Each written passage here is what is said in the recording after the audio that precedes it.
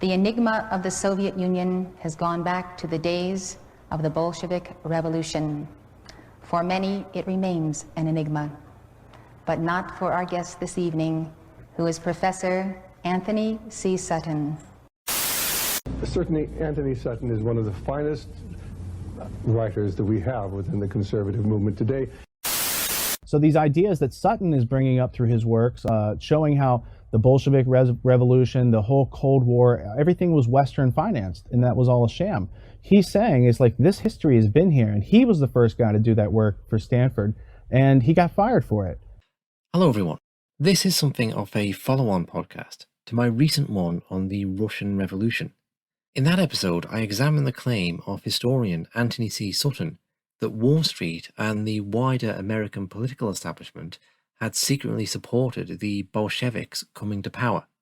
Whilst acknowledging a certain hyperbole, I suggested that this position is so fringe within the mainstream as to never get mentioned, and so mainstream within the fringe as to be taken for granted. I went into that investigation genuinely not knowing what I'd end up concluding. I expected to be left sitting on the fence, and was surprised by the extent to which I felt confident proclaiming that Sutton had gotten it wrong. Whilst he highlights many interesting facts regarding American businessmen trying to co-opt the Bolsheviks, I found his evidence for a well-thought-through plot to kneecap Russia by giving it communism flawed. At the end of the episode, I was left with a lot of material on the cutting room floor. If I'd included it, it would have made the podcast less about Russia and more about Anthony Sutton. Given his influence amongst both conservative and alternative historical thinkers, however, I thought it would be worth doing something with it. There may well be a lot of interesting and novel information in Sutton's work, although I did notice many of his insights into the Wall Street Bolshevik connection are present in John Dos Passos's 1962 book, Mr. Wilson's War. I'm not passing any comment here on Sutton's writing on the rise of Hitler, Franklin Delano Roosevelt, or US-Soviet technology transfers. I do think it has to be highlighted, however, that he does say some very strange things. As an example, let's look at his thoughts on the Challenger space shuttle disaster of 1986. Well, there were 8 American failures, but there were also 3 French. The Ariadne rocket, the French rocket, they also had 3 failures in a row. Statistically, that succession of failures would come about, knowing what we do about the reliability of these rockets. Statistically, you're looking at 1 in 250 million. Now, if you want to believe that 1 in 250 million chance is acceptable, then go ahead. I believe fully, and I wrote within a week of Challenger going down, that this was clearly sabotage. Given how new and innovative rocket technology is, I seriously doubt it's possible to calculate the probability of failure, then start multiplying probabilities to prove sabotage. It actually sounds kind of obviously ridiculous, and I'm not aware of Sutton offering any proof of his claim. That's one point. Statistically, quite clear it was sabotage. The second point is that, as you know, the Soviets always monitor from fishing, so-called fishing vessels, which are actually electronic espionage vessels. They monitor the launching from Cape Canaveral. They have these vessels offshore which monitor the radio communications. About 2 hours before Challenger left the launch pad, the Soviet vessels took off at flank speed. They left the launch area. The first time they've ever done this. So that's subsidiary evidence that the Soviets knew that Challenger, the launch, was going to be a failure. Why would these pseudo-fishing boats take off at flying speed? Were they concerned about being pursued by the US Navy, or being hit by debris from the Challenger? And how does Sutton know any of this? So you've got 1, the statistical probability, 2, the fact that the Soviet monitoring vessels left the area about 2-3 hours before the launch, and thirdly, I understand from sources the KGB had a big party in Moscow that same night. So Sutton has sources, plural, that inform him as to what the KGB are up to in Moscow. Couldn't it just have been someone's birthday? More seriously, this does raise the question of who is funneling Sutton this information and why. Without saying the probabilities of each method, let me give some of the ways in which they could have brought about this. First of all, as we might get into later, we know the Soviets using the Tesla techniques for modifying the jet stream, for modifying weather. They had been modifying the weather, we suspect, to the extent that particularly cold weather came down over Florida at the time of the Challenger launch. What does this mean? It has an effect on the solid fuel itself, and you always get a problem of vibrations in these types of launches. And there is a possibility that the cold air created perhaps an unstoppable vibration, and these vehicles are really, they look tremendous, they look strong, but actually they're very susceptible to structural failure. And given a certain amount of vibration, there's no question these vehicles will fail. So you've got one possibility, the alteration of the jet stream through Tesla techniques plus their knowledge of vibration. Secondly, they could use laser weapons from offshore. They could even use perhaps as something as innocent as a .303 rifle shell, which would penetrate by the O-rings, and then I think the video shows a little puff of smoke coming out of the O-ring, and then the whole rocket blew apart beginning at that point. So there's a variety of techniques they could have used. I don't know which they used, but I'm quite sure they did use one of them. Who is the we that suspects the Soviets were modifying the weather over Florida? And did Russians really have lasers that could take out spaceships in the 1980s? It's amazing they were ever thrown out of Afghanistan with technology like that. I bet they're coming in really handy in the Ukraine war. Also, Sutton has it that rocket ships are both so robust that the chance of a succession of failures is hundreds of millions to one, but so flimsy as to be susceptible to a bit of cold weather. About 6 months before, the Challenger blew up, and the series of explosions began the previous August. So before even the previous August explosion, the captain, I forget his name, but who was in charge of training all recovery officers on the test ranges, defected to the Soviet Union. That man knew the failures of every one of our rockets. He could have told that to the Soviets. They would then know about the vibration weaknesses and structural weaknesses. It's disappointing or convenient that Sutton can't remember this defector's name, as it turns a verifiable claim into a wild assertion. A list of Western Bloc defectors is available on Wikipedia, and none of them fit the description Sutton provides.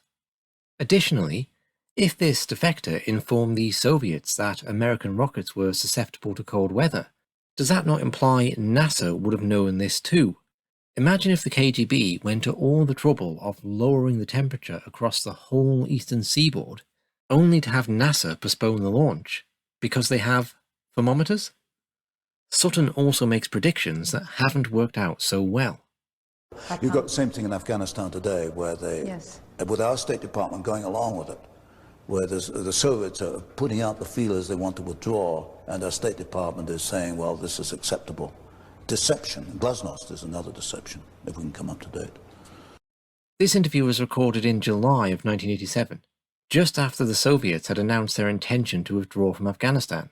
By early 1989, they had completely left the country. Whilst I certainly wouldn't claim modern-day Russia is a beacon of open and transparent governance, Gorbachev's policy of glasnost clearly moved the country in that direction. Sutton also has some questionable interpretations of current events. So they doom these countries, whether it be the Soviet Union in 1917 or Nicaragua today, they doom these countries to Marxist dictatorship so that they can be controlled from the economic and the political and financial viewpoint through what I see as the coming New World Order. Throughout the 1980s, the United States supported the Contras, the anti-Sandinista, anti-communist fighters in Nicaragua. It's entirely implausible Sutton didn't know this.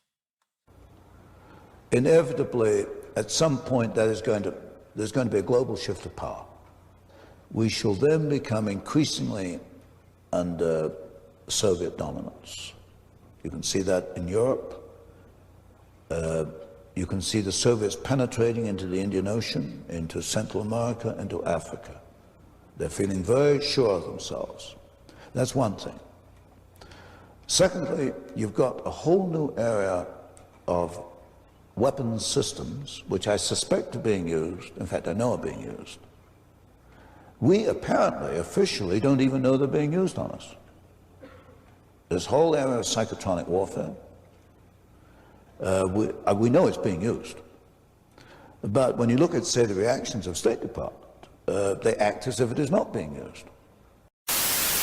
What do I see ahead? I see a showdown coming with the West and the Soviet Union, maybe around the year 2000, 2010. What kind of a showdown? Bluff. They'll be preceded by psychotronic warfare. They will behavioral modification of our leaders. Soviet Union actually is a very weak country. I mean, we could, I suppose, if we wanted to, neutralize it. I could see a gigantic bluff in which the U.S. is told to surrender, or it'll be atom bombed. And I think with behavioral modification that they could well twist a surrender out of a compliant administration in Washington. Politicians are weak by nature, they're compromisers. And the Soviets know that. And you get a combination of the political makeup plus psychotronic warfare. I can see a bluff being pulled off in 10, 20 years. Sutton is speaking at a time when the Soviets were drawing down their foreign military involvements, 4 years before the dissolution of the Union. The two most consequential blocs of that union are currently at war with each other. As confident predictions go, moving on, let's look at who may be benefiting from Sutton's predictions. The following clip follows on from Sutton addressing the problem of the Pentagon transferring technology to the USSR. The Pentagon's a puzzle. You have men there like Stephen Bryant, who unfortunately just left. Stephen Bryant and Richard Pearl. Richard Pearl just left. These men are aware of this. They fight against it on a daily basis. They fight against transfers on a daily basis. Richard Pearl is these days perhaps most famous as a neoconservative architect of the Second Iraq War. He pushed the false claims that Saddam Hussein had weapons of mass destruction and a connection to Al-Qaeda. During the 1980s, he opposed arms limitations treaties with Russia while supporting the failed Star Wars Defense Initiative. In his role as Assistant Secretary of Defense, he recommended that the Army purchase an armament system from an Israeli company that only a year earlier had paid him $50,000 in consulting fees. Pearl is Jewish, and in 1970 was caught discussing classified information with a contact at the Israeli embassy. He was also paid $125,000 to promote the sale of a telecommunications company to a Chinese firm. The company dealt with the FBI and Pentagon communications, and the military argued that the sale would jeopardize national security. Pearl advocated for US citizens to have biometric ID cards to help fight the war on terror, of which he said, quote, "For us, terrorism remains the great evil of our time, and the war against this evil, our generation's great cause. There is no middle way for Americans. It is victory or Holocaust." End quote.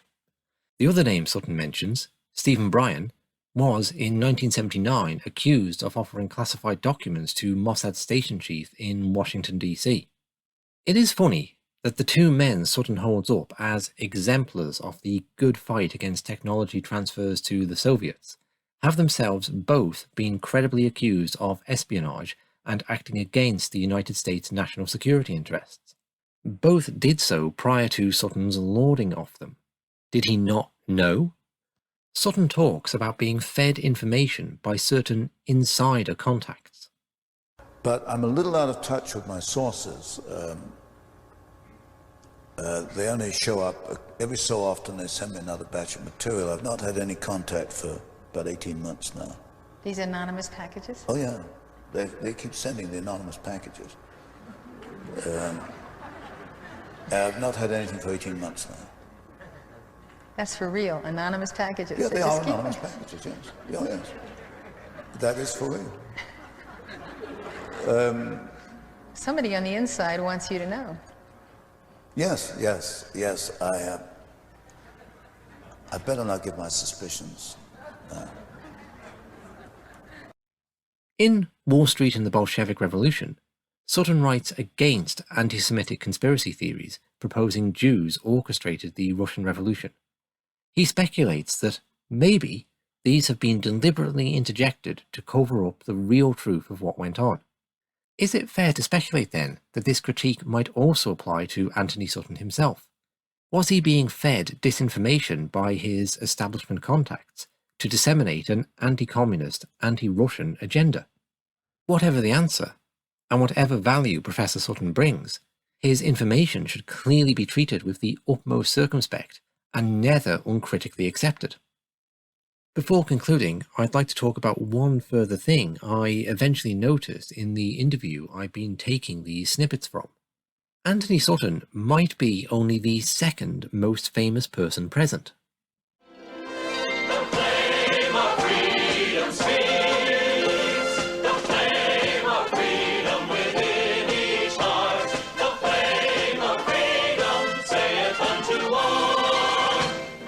Elizabeth Clare Prophet, noted author, lecturer, educator, and religious leader, interviews revolutionaries in every field who provide the missing dimension to the news that affects you.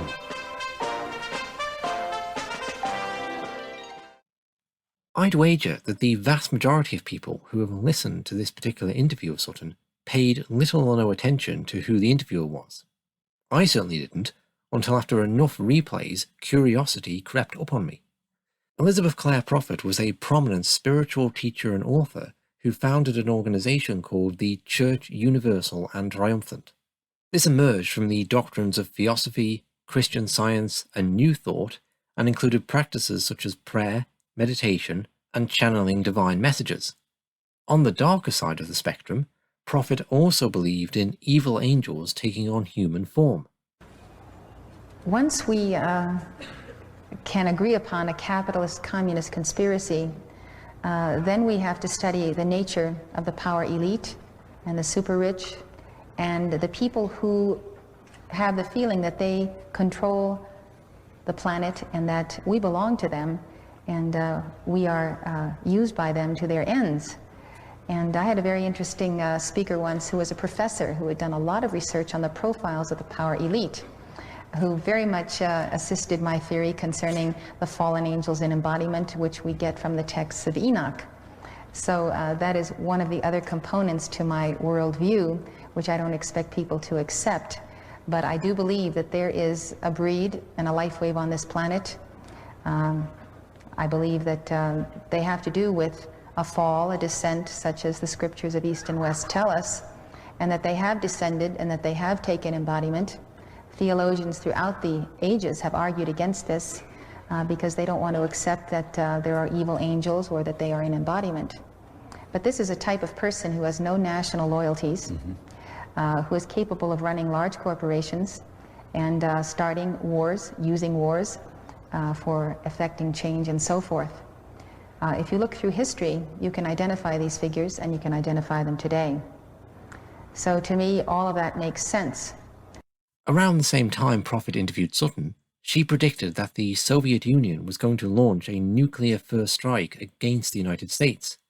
She advocated for the construction of missile defense systems, President Reagan's Star Wars boondoggle. She also advised or instructed her followers to move to Montana and construct nuclear fallout shelters. With a capacity for 756 people, the main one ended up being the largest private underground bomb shelter in the United States. Her group is also said to have amassed an arsenal of weapons and armoured vehicles. What exactly happened next is a little ambiguous, but Prophet seems to have predicted that a nuclear strike would take place in March of 1990. On the 15th day of that month, hundreds or even thousands of church members went into the shelters in anticipation. When it didn't happen, church officials claimed it had been a drill, although members are said to have quit their jobs and run up large debts, believing the end was nigh. I'm certainly not blaming Anthony Sutton for these events, but it's also clear his flawed research, the narrative he constructed from it, and the excessive confidence with which he presented it, played into Elizabeth Clare Prophet's delusion. It gave her the impression there was more of a material basis for her spiritual insights than was really the case. It's very important for us to understand, first of all, that capitalists and communists are not enemies. They have never been enemies. And in my opinion, they're in a conspiracy together, which I've called the International Capitalist Communist Conspiracy. And to that conspiracy theory of mine, you have provided tremendous data and documentation over the years. And you have brought that to the American people. You've told me in other interviews that no one on the left or the right has ever argued with the facts. Oh yes, that's true. And of course I didn't know you when I was writing the books. I accidentally proved you right, without knowing you or that you made the thesis. Yes, definitely. I'm not implying you wrote the books deliberately for me. And of course this left-right thing is nonsense. 3 years prior to the nuclear shelter incident, Sutton would refer to the group as an oasis of sanity. The effect of Sutton's work was then to take a group of New Age spirituality types and lead them into supporting neoconservative, anti-communist conspiracies, increased Pentagon spending, and missile defense systems. Essentially, Sutton succeeded in getting New Agers and conspiracy theorists to line up behind Prince of Darkness Pearl. That is no small achievement. Elizabeth Clare Prophet's daughter, Dr. Erin Prophet, wrote a book titled Prophet's Daughter, about her experience and reflections growing up in her parents' church. She has described her mother as a kind of spiritual pioneer. Pioneers go to places without maps, places that no one has seen before, trying out new ideas. Some of those ideas are greatly beneficial, others don't work out. Erin Prophet says that in her book, she tries to reflect both her mother's greatness, but also highlight the things she did that did not work out well. Perhaps Anthony Sutton is an historical pioneer, highlighting novel facts and exploring the world in new and important ways, but also travelling down blind alleys and being led astray by bad actors. I wouldn't discourage people from entertaining grand globalist conspiracies, or even ones ultimately headed up by fallen angels. I would, however, issue caution that these territories are treacherous. False images can become all too compelling, and the mistakes can be far from consequence-free. Thank you for listening. If you find this content valuable and would like to support its production, there are links to both donation and subscription pages in the info box. Additionally, doing things like leaving book reviews on Amazon or podcast reviews on platforms or subscribing to whatever channel you're listening to this on are really helpful too. Thanks again.